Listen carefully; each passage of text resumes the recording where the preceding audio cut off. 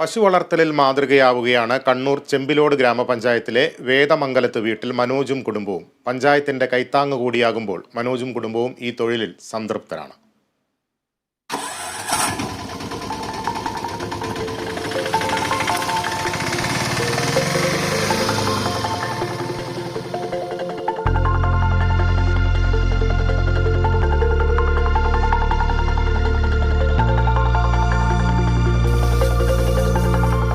ചെമ്പിലോട് ഗ്രാമപഞ്ചായത്തിലെ 8ാം വാർഡിലാണ് മനോജിന്റെ പശു വളർത്തൽ കേന്ദ്രം.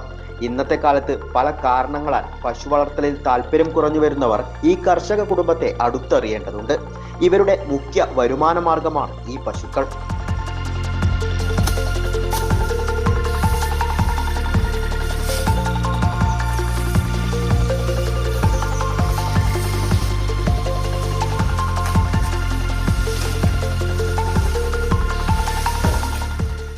പശുത്തീറ്റയ്ക്കായി ഇവർ പുൽകൃഷിയും ചെയ്തു വരുന്നു.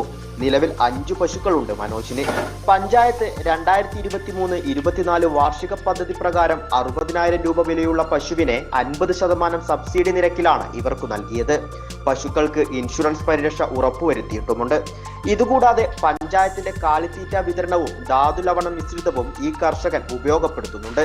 തീർത്തും ആസൂത്രിതമായ രീതിയിൽ അതാതു കാലം ലഭിക്കുന്ന ആനുകൂല്യങ്ങൾ കൂടി നേടിയെടുത്താൽ പശുകൃഷി ലാഭമാണെന്ന് ഈ കർഷക കുടുംബം പറയുന്നു. Kerala vision news, Kannur.